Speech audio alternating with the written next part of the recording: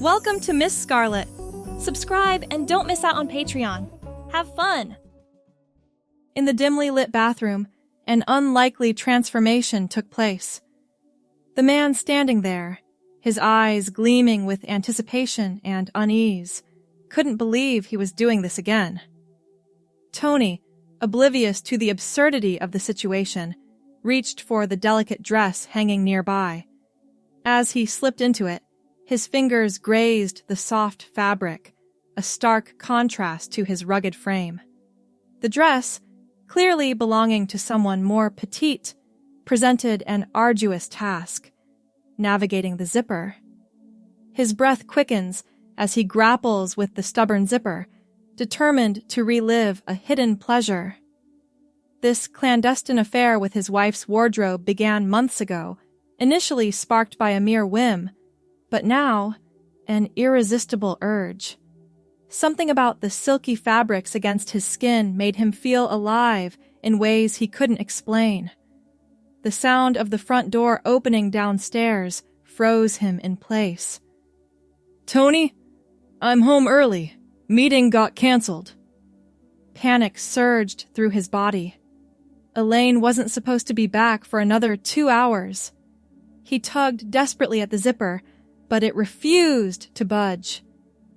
"Tony! Where are you?" Footsteps on the stairs. His heart hammered against his ribcage as he made one final attempt to free himself from the dress, nearly dislocating his shoulder in the process. The bathroom door swung open. Time seemed to stop as his wife of 15 years stood in the doorway, her briefcase dropping from her hand to the floor with a heavy thud. Her eyes widened, taking in the scene before her. Her husband trapped in her favorite cocktail dress, lipstick smeared across his mouth, and a pair of her heels tipped over on the floor beside him. "I can explain," Tony stammered, though no explanation came to mind that could possibly make this situation any less mortifying. Elaine's expression moved through shock, confusion, and then settled into something Tony couldn't quite read. "How long?" she asked, her voice surprisingly steady. "A few months," he admitted, unable to meet her gaze. "I don't know why. She stepped into the bathroom and closed the door behind her. "Turn around."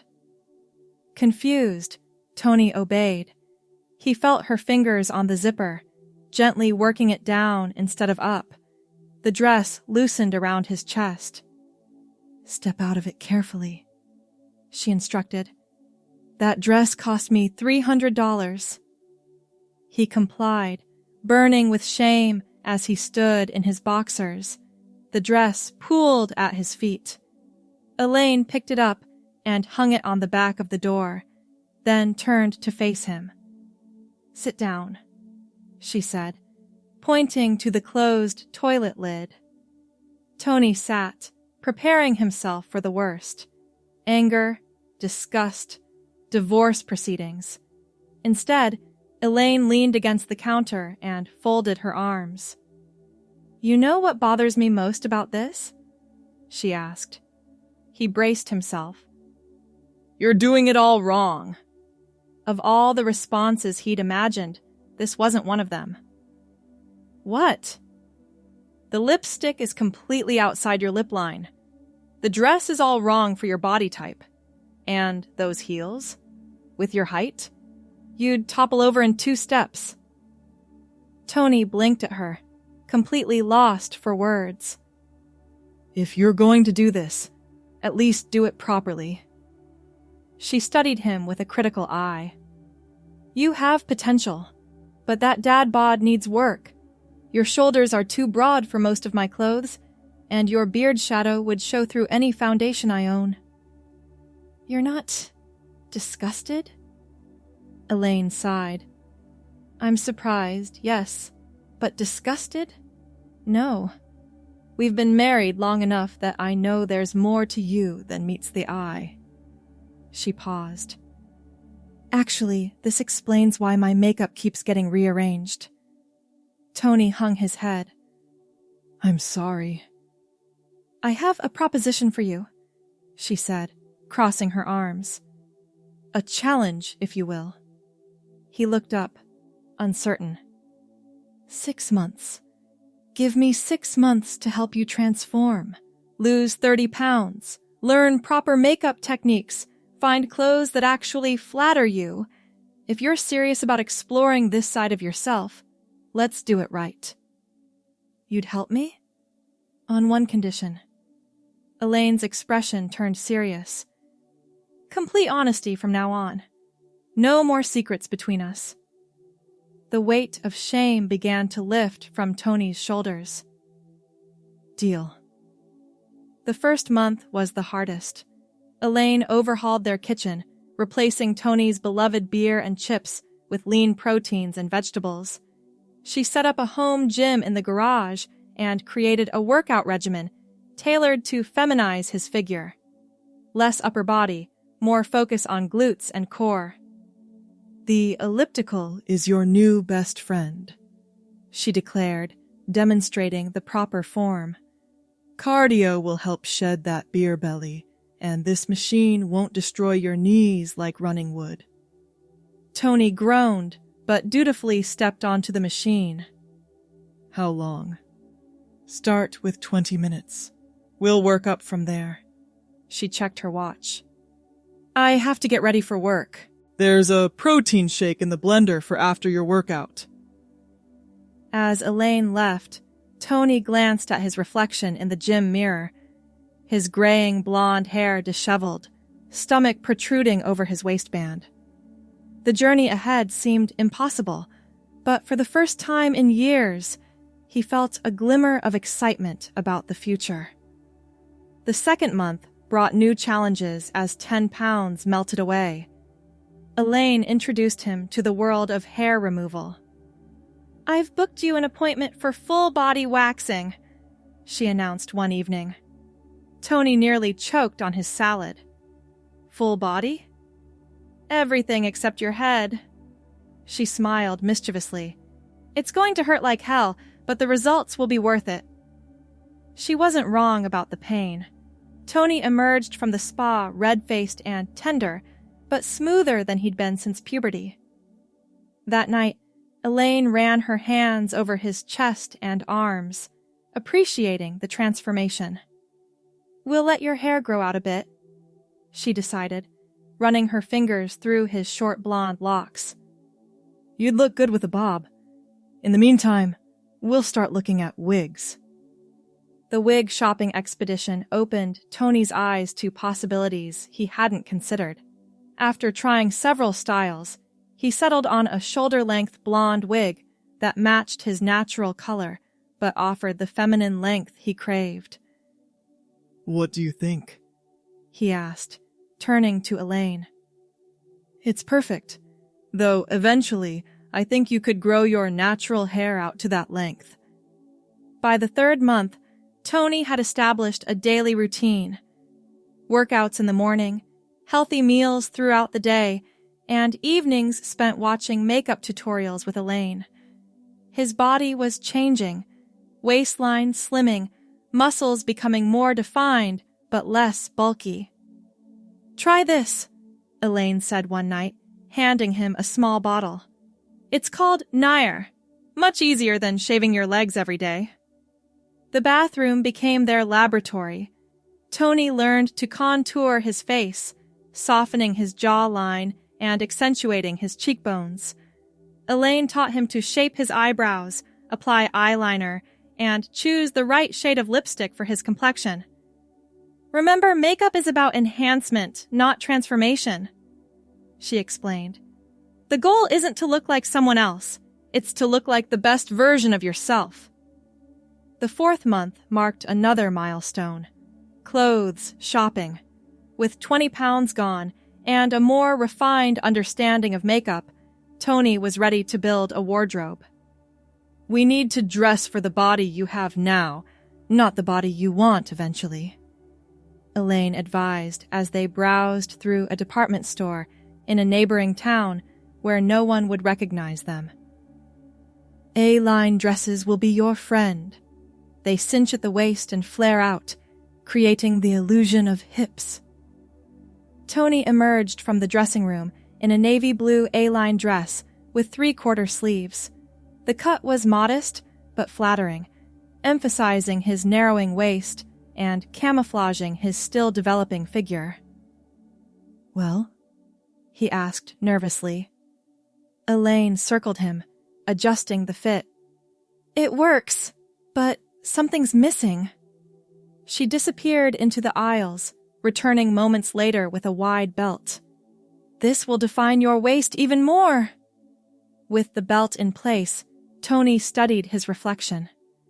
For the first time, he could see beyond the awkward man in a dress to someone else emerging.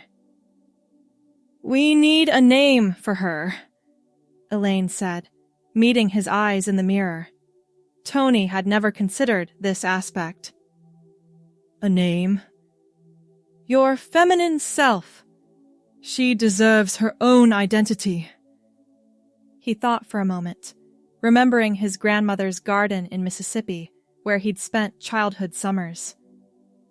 "Magnolia," he said finally.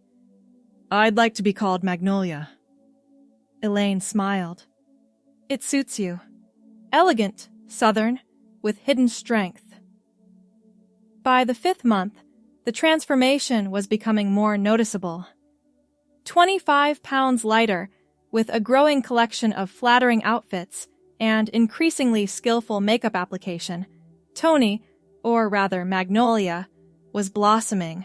Their weekend ritual now included Magnolia Time, where Tony would spend entire days presenting as female, practicing movement, voice, and mannerisms under Elaine's patient guidance.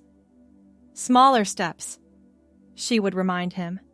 "Women generally have a narrower gait, and relax your shoulders. You're not marching into battle." One Saturday evening, as Magnolia sat at the vanity removing her makeup, Elaine approached with an envelope. "What's this?" Magnolia asked. "An invitation." Elaine handed it over. "The Hendersons' annual Halloween party. I thought it might be the perfect opportunity for Magnolia's public debut." Magnolia's heart raced. "A public appearance? I don't know if I'm ready." "It's Halloween. Everyone will be in costume. If you're uncomfortable, we can always say it was just for the holiday." Elaine sat on the edge of the bed. "But I think you're ready. You've worked so hard these past 5 months." Looking in the mirror, Magnolia considered how far she'd come. The face looking back at her was still recognizably Tony's, but softer, more refined. Her blonde hair, now grown out to a short, stylish cut that could pass in either gender presentation, was complemented by the longer wig when she chose to wear it. "What would I wear?" she asked, finally. Elaine's face lit up. "I have just the thing!" The final month of the challenge was dedicated to preparing for the Halloween party. Elaine had selected a stunning red cocktail dress with a sweetheart neckline and a flared skirt that ended just above the knee. "Red is bold," she explained. "It commands attention and exudes confidence. Plus, it complements your coloring." Magnolia stood before the mirror in their bedroom, almost unrecognizable from the man who had been caught struggling with a zipper 6 months earlier. 30 pounds lighter, with toned arms and legs, a defined waistline, and expertly applied makeup, she looked like a different person entirely. "One final touch," Elaine said, fastening a delicate gold necklace around Magnolia's neck. "It was my mother's." Tears welled in Magnolia's eyes. "Thank you. For everything. I never imagined you'd be so supportive." Elaine squeezed her hand. "You know what I realized? In 15 years of marriage, I've never seen you as happy as you've been these past few months. How could I not support that?" The night of the Halloween party arrived crisp and clear. Magnolia's stomach fluttered with nerves as they pulled into the Hendersons' driveway. The large colonial home was decorated with tasteful autumn wreaths and glowing jack-o'-lanterns. "Remember," Elaine said, turning off the ignition, "you look amazing. Just be yourself." "Which self?" Magnolia asked, only half joking. "The self that feels most authentic in this moment." They walked arm in arm to the front door, Magnolia carefully navigating the walkway in her red kitten heels. Practical enough for a novice, but stylish enough for the occasion. Barbara Henderson greeted them with a warm smile that faltered slightly as she looked at Magnolia. "Elaine, wonderful to see you. And your guest is—" "This is Magnolia," Elaine said smoothly. "An old friend visiting from out of town." Recognition never dawned on Barbara's face. "Delighted to meet you, Magnolia. Please, come in and make yourselves comfortable." The interior of the house was filled with guests in various costumes: witches, vampires, political figures, and characters from popular movies.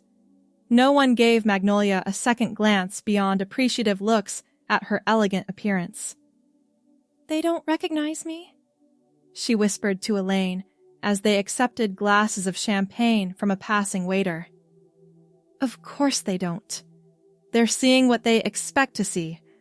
Elaine and her friend Magnolia." Elaine clinked her glass against Magnolia's. "Two successful transformations." As the evening progressed, Magnolia grew more comfortable. She chatted with several of Elaine's friends from work, carefully modulating her voice to maintain the higher pitch she'd practiced for months. She discussed fashion with the women and politely deflected questions about her background with vague references to living in the Midwest. "Attention, everyone!" Barbara called out around 10 o'clock. "It's time to announce the winners of our costume contest." Magnolia froze. "Costume contest? You never mentioned a contest." Elaine shrugged innocently. "Must have slipped my mind." "The category is Most Convincing Transformation," Barbara continued, "and our judges have been observing all evening." The room fell silent as Barbara opened an envelope. "And the winner is Magnolia!" All eyes turned toward her as applause filled the room. For a terrifying moment, Magnolia thought she'd been discovered. Then she realized they were applauding what they believed to be an exceptionally convincing costume. "Speech!" someone called out. Heart pounding, Magnolia made her way to the front of the room. Standing beside Barbara, she took a deep breath. "Thank you all for this unexpected honor," she began, her voice steady despite her nerves. "Transformations aren't easy. They require patience, dedication, and the courage to become who you truly are beneath the surface." She found Elaine's proud gaze in the crowd. "But with the right support, even the most unlikely metamorphosis becomes possible." The crowd applauded again as Barbara handed her a small trophy, a golden butterfly emerging from a chrysalis. The symbolism wasn't lost on Magnolia. Later that night, as they drove home in comfortable silence, Magnolia turned the trophy over in her hands. "We did it," she said quietly. "Your challenge is complete." Elaine glanced over. "And? How does it feel?" Magnolia considered the question. "Like I've found a piece of myself I never knew was missing." "So what happens now?" Elaine asked as they pulled into their driveway. "The 6 months are up. Do you go back to being just Tony?" The question hung in the air between them. Magnolia looked down at the red dress, at her manicured hands, at the reflection of a person who appeared so different from the man who had started this journey, but somehow felt more authentic. "I don't think I can," she admitted. "Magnolia isn't a costume I can take off. She's always been part of me. Elaine reached over and squeezed her hand. I know. The next morning, Tony sat at the kitchen table in his robe, a cup of coffee cooling before him. Elaine joined him, setting down her own mug. I've been thinking, she said. If Magnolia is going to be a permanent part of our lives, we should discuss what that means practically. Tony nodded, grateful for her directness. I don't know exactly what I want yet. I just know I can't go back to pretending this part of me doesn't exist. Would you want to transition completely? Elaine asked, gently. I'm not sure. Maybe eventually. He met her gaze. Would that be something you could accept? I married you for who you are, not what you look like. She took a sip of coffee. I've actually enjoyed these past months. Getting to know Magnolia has been like falling in love with a new facet of the person I already love. Tony felt a weight lift from his shoulders. For now, I'd like to start presenting as Magnolia more often. Maybe weekends at first. Then we'll see where it leads. We'll need to think about work eventually, Elaine pointed out. And family.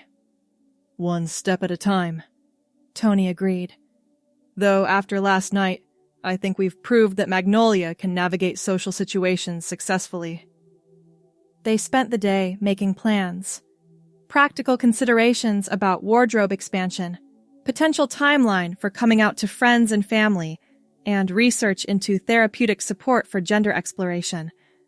As evening approached, Tony felt a familiar restlessness.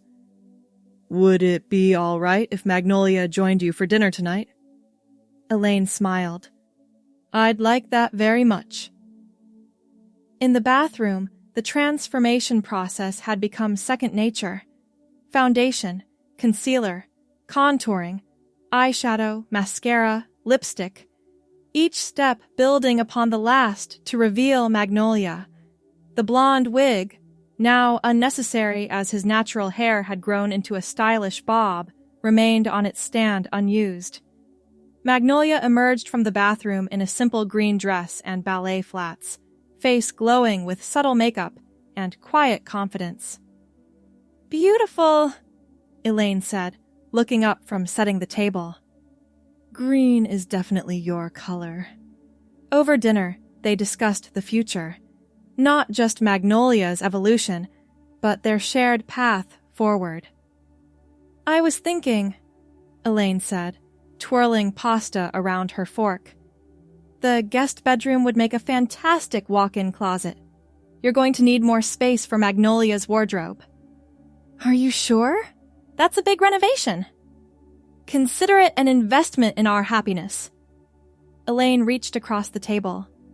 These past 6 months have brought us closer than we've been in years. Whatever form your journey takes next, I want to be part of it. Magnolia squeezed her hand, overcome with gratitude. I never expected to find myself at 45, but here I am. Here we are, Elaine corrected. Together. The following weekend, they began the process of clearing out the guest bedroom. As Magnolia moved boxes of holiday decorations to the attic, she came across a dusty photo album. Sitting cross-legged on the floor, she opened it to find pictures from her childhood. Tony as a small boy with a mop of blonde hair, always slightly apart from the other children, smiling but somehow disconnected.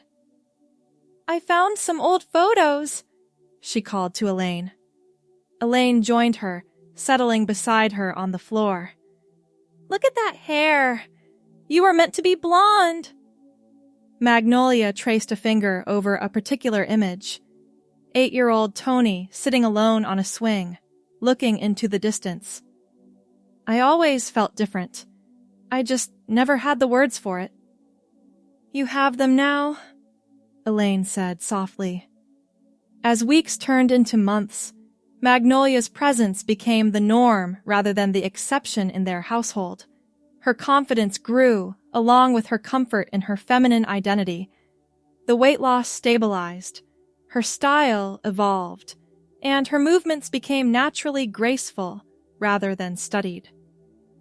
One afternoon in spring, nearly a year after that fateful day in the bathroom, Magnolia stood in what was now her dressing room, preparing for an important dinner. Tonight, they would be telling Elaine's parents about her transition. "Nervous?" Elaine asked from the doorway. "Terrified," Magnolia admitted, adjusting the collar of her blue blouse. "Your father is rather traditional. He also values honesty and courage above almost everything else." Elaine stepped behind her, both of them reflected in the full-length mirror. "Those are qualities you have in abundance."